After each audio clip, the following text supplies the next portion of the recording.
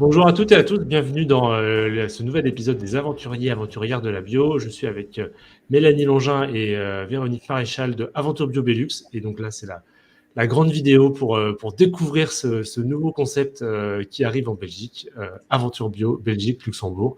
Bonjour Mélanie, Véronique. Hello. Bonjour Simon. Ça va, prête à expliquer le concept? On est prêts, on est préparés. Et bah top. Donc du coup, donc voilà, vous avez compris, c'est une interview, mais du coup, on est quand même partenaires, on se connaît depuis pas mal de mois maintenant, bientôt un an avec Mélanie notamment. Et donc du coup, profiter de cette vidéo pour répondre à toutes les questions qu'on a eues sur l'arrivée d'Aventure Bio Belux, essayer de vous donner une vision complète de ce que ça va donner et de tous nos projets pour ce pays-là.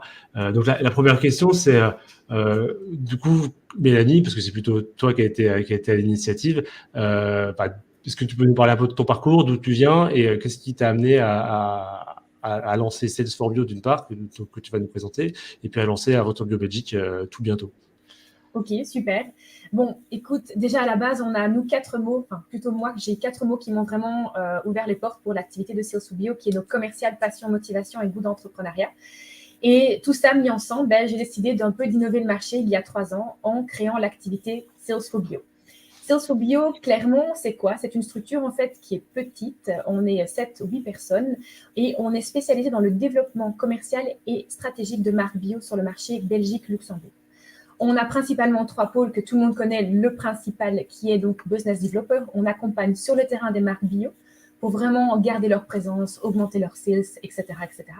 On a aussi un deuxième pôle qui est le marketing opérationnel qui comprend le merchandising en rayon, mais aussi notre petit dernier qui a été ouvert, c'est les animations sur terrain, donc vraiment de stimuler le selling out, donc contact avec le B2C qui est hyper enrichissant.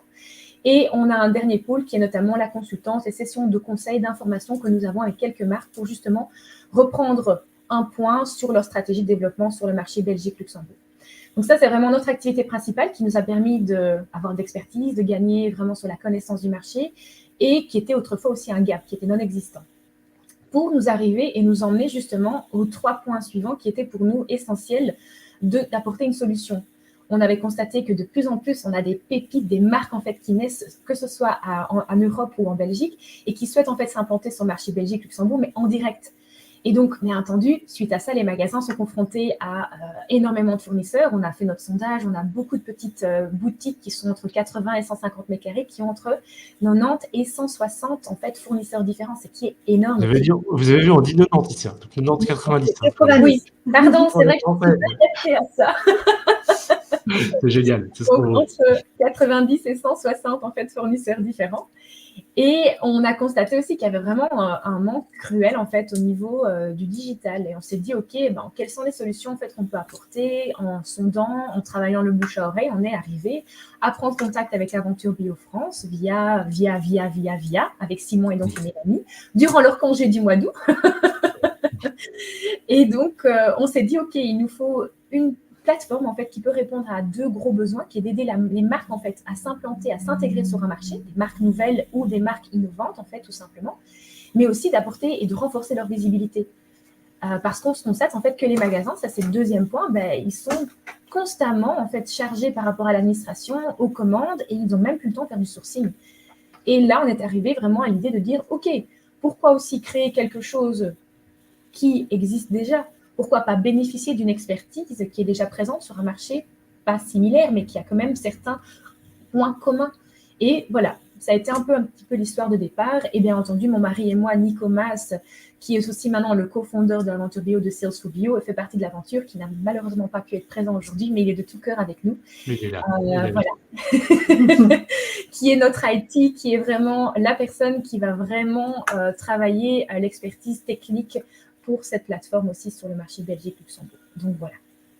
Top. Je vois qu'il y a pas mal de personnes déjà qui assistent au live. N'hésitez pas si vous avez des questions à les poser en commentaire. Et puis si vous n'avez pas de questions, vous pouvez toujours vous abonner ou poser un petit like sur la vidéo. Ce sera toujours apprécié. Donc nous de notre côté Aventure Bio, on a eu un match un petit peu avec Nico et Mélanie quand ils nous ont présenté leur projet. On s'est dit que c'était vraiment le genre de personnes avec qui on avait envie de travailler, des experts de leur marché, des experts du terrain, des attentes des magasins en Belgique.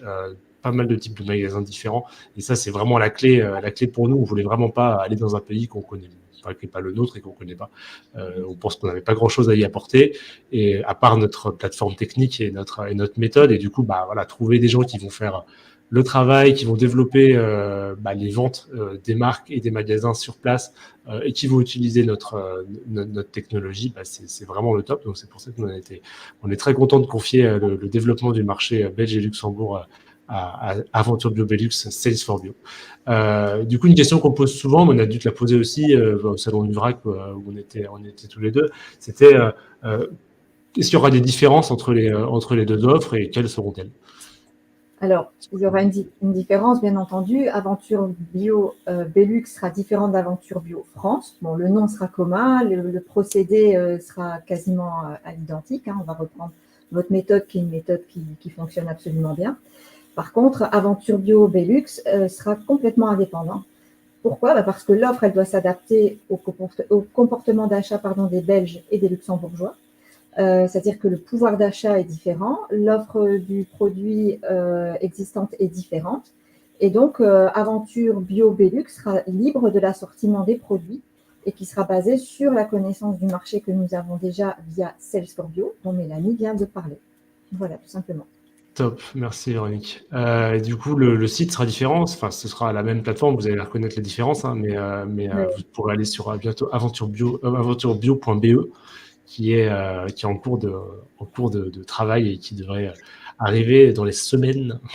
Caresse. Qui arrive. Ok, donc voilà, donc ça veut dire qu'il y aura des marques belges, il y aura des marques potentiellement néerlandaises ou des marques que vous estimez pertinentes, qui sont des pépites pour les magasins, des marques bio. Et ça veut dire aussi, est-ce que vous pouvez nous parler des opportunités pour les marques françaises du marché belge? Est-ce qu'il y aura de la place pour les marques françaises sur Aventure Bio Belux? Bien sûr, tout à fait. Il y aura de belles opportunités en Belgique et au Luxembourg. On est là pour là aujourd'hui. On est là pour ça aujourd'hui. C'est clair. Et on sera aussi présent pour créer des opportunités et aider au développement. Ouais. Donc, que ce soit en ligne et même sur le terrain, si j'ai bien compris, c'est quelque chose qui est discutable aussi. C'est quelque chose, en effet, on a pris du recul pour pouvoir justement répondre aux besoins des marques actuellement qui étaient de se dire avoir une présence de terrain. Ce sera tout à fait possible avec Sales for Bio. Super. Et est-ce que vous pouvez nous parler un peu du marché belge, des opportunités, comment il est structuré, les différences? Toi, Mélanie, tu écris souvent dans Biolinéaire pour nous parler de ce marché, de peut-être nous faire un petit résumé de ce marché. Alors, un petit résumé, ça va être compliqué puisque la Belgique, c'est un peu le laboratoire européen, c'est très complexe via ses langues, via ces différents comportements d'achat, que ce soit au nord qu'au sud. Mais en résumé, ce qu'on peut dire tout simplement, c'est que le marché bio est un marché qui est en croissance, qui a encore du potentiel. Là, on va bientôt, en 2021, on frôlait le milliard d'euros en termes de chiffre d'affaires. Donc, c'est pas mal du tout. On voit clairement qu'il y a un enthousiasme, une dynamique qui est bien présente. Ce qu'il faut bien comprendre, c'est qu'on a aussi un effet de consolidation pour l'instant qui est présent sur le marché. Donc, on voit très bien des rapprochements entre enseignes et grossistes, logisticiens, si je puis dire. Et donc, voilà, je pense que le moment est venu aussi d'apporter un peu de fraîcheur, une dynamique pour justement approvisionner correctement, répondre aux besoins de nos magasins partenaires indépendants. Mais quoi dire pour ne pas rentrer dans les détails? C'est un peu les détails. La consolidation, on a vu Farm et Coplaza qui se sont confusionnés, si je Alors, donc, tu as en effet au départ UDA hollandais qui a pris de collaboration avec BioFresh, un logisticien assez important en Belgique, et qui eux aussi ont créé des liens avec l'enseigne Farm qui compte 17 points de vente et l'enseigne BioStory qui compte 5 points de vente. Donc, ça fait quand même un beau changement pour différents acteurs du bio, ça c'est sûr. Ouais, top. Bon, ça bouge, ça se consolide aussi. Quelles sont les particularités? Est-ce qu'on a un réseau bio très spécialisé? Est-ce qu'on a des magasins vrac? Est-ce qu'on a des magasins, on va dire, de consommation responsable en général? Qu'est-ce qu'on voit comme typologie de magasins en Belgique? Alors, la typologie des magasins bio en Belgique, elle est, je veux dire, un peu limitée si on doit comparer à la France, puisque vraiment ici, on s'adresse vraiment au marché français aussi. On peut constater que vous avez les EAP. Chez nous, on appelle ça simplement les magasins vrac local bio, donc c'est plus ou moins la même typologie. On a aussi les magasins à la ferme qui se ressemblent beaucoup. On a aussi les épiceries de quartier qui ne sont pas avec la certification bio, mais qui sont aussi vraiment dans une optique de proximité, de répondre à une demande du moment qui se développe vraiment bien. On a les herboristeries, les magasins indépendants, mini-chaînes, ceux qui sont les franchisés. Donc, on est vraiment, je dirais aussi, sur un nouveau concept qui commence à naître, qui est notamment un concept store côté épicerie, côté traiteur. On répond vraiment à une demande de ultra frais qui a été notamment bien évoquée lors de la conférence à Natexpo l'année passée sur le stand de Biolinéaire. Donc, on voit que ça évolue dans cette direction-là. Et alors, bien entendu, on a aussi les e-shops qu'on oublie souvent, mais qui sont aussi vraiment importants. Depuis le commerce, c'est fort aussi, quoi. Tout à fait. On a un exemple comme Casidomi ou Greenbees. On a aussi eFarms qui développe pas mal du tout aussi, qui ouvre les portes bientôt sur la Flandre. Donc, ça reste bien dynamique en tout cas. Super.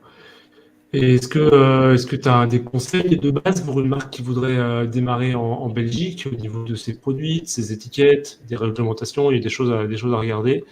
Il faut absolument vous contacter ou est-ce qu'il y a des conseils importants, des choses à avoir en tête? Alors, oui, il y a un conseil important, c'est de bien avoir en tête que la Belgique est un pays bilingue, voire même trilingue. Les deux langues principales sont le français et le néerlandais. Donc, il y a une troisième langue qui existe chez nous, qui est l'allemand, mais qui est un peu moins importante. Et donc, il faut quand même avoir à l'esprit que si on veut bien s'implanter en Belgique, avoir un packaging qui soit efficace dans les deux langues sera quelque chose d'important. Ce que je souhaite aussi rajouter, et ça c'est ce qu'on en discute, pour une marque c'est très important de savoir aussi le volume. On est d'accord avant de changer un packaging parce qu'ils ont des coûts, ils ont de l'investissement, ils ont une question à faire. Donc ce qu'on conseille toujours, petite astuce stratégique, c'est qu'on peut commencer doucement, en douceur, avec une sorte de langue qui est le français sur la partie Wallonie-Bruxelles parce que c'est autorisé. Et après on voit si le volume est nécessaire. Par contre, ça veut dire que ça peut bloquer du potentiel. Voilà, petit conseil du moment. Je vous invite à la réflexion, je vais dire ça comme ça. Ouais. Mais il y a différents facteurs, différentes stratégies qui sont possibles aussi en fonction d'un produit. Un produit en Flandre ne marchera pas en Wallonie ou inversement. Donc nous, on sera là aussi pour accompagner et d'apporter cette petite expertise qui est nécessaire. Top. Donc, pas hésiter à tester et puis vraiment penser que s'implanter en Wallonie, c'est super, mais s'implanter en Belgique, ça veut dire s'implanter en Flandre et là, c'est encore un autre travail. Luxembourg, n'oublie pas le Luxembourg. Et le Luxembourg, encore un autre travail. Et du coup, une marque qui arriverait à implanter ses produits sur le Luxembourg, la Flandre et la Wallonie, comme tu disais, vous êtes au carrefour de l'Europe et finalement, est-ce qu'une marque a réussi à faire ça? Ça veut dire qu'elle est capable de parler à des consommateurs qui sont différents. Ouais. Oui, donc, toutes les portes sont ouvertes pour l'Europe après. Ça ouvre plein d'opportunités. Trop bien. Donc du coup, si je suis une marque bio française, je distribue sur Aventure Bio, ça marche bien, et que je veux me lancer en Belgique, il suffit de vous contacter, c'est ça? Oui, bien sûr. On est présent sur la plupart des réseaux sociaux et vous pouvez également nous envoyer un mail sur notre adresse mail générale qui est hello@aventurebio.be. Voilà. Génial. Et je remettrai dans les vidéos en dessous, donc normalement, vous le verrez. Je répondrai aussi efficacement que possible. C'est Véronique qui prendra donc un peu le premier relais. On sera là, nous, en interne, pour discuter, d'expertiser, de répondre vraiment aux besoins de la marque. Ce que je souhaite peut-être ajouter qui est important, c'est qu'est-ce qui vous motiverait vraiment à venir vers nous? C'est tout simplement pour différentes raisons. Nous, on a la connaissance et l'expertise du marché grâce déjà au travail qui a été fait de terrain et depuis de longtemps par rapport à Sales for Bio, mais aussi au réseau qui est déjà bien présent, qu'on a entretenu, qu'on chouchoute en fait quotidiennement grâce à notre équipe.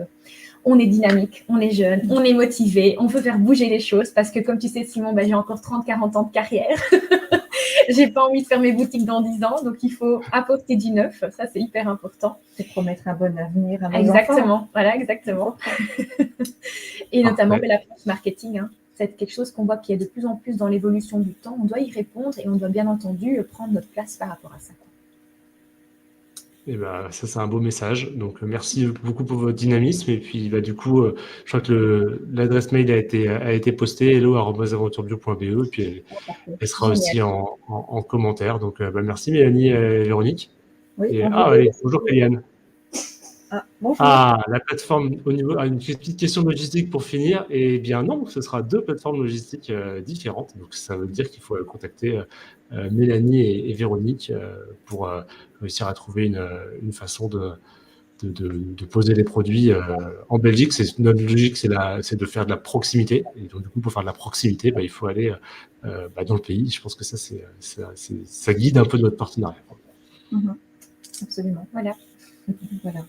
Donc, on voulait, pour conclure, dire que ce qu'on recherche comme type de produit, c'est des produits bio, durables, zéro déchet, et surtout des produits innovants qui seront pour nos magasins partenaires de véritables pépites.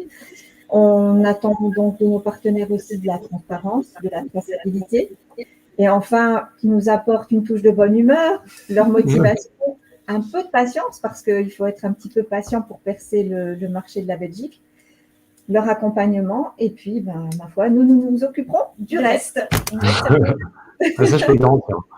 Ça, c'est sûr, ça va dépoter. Non,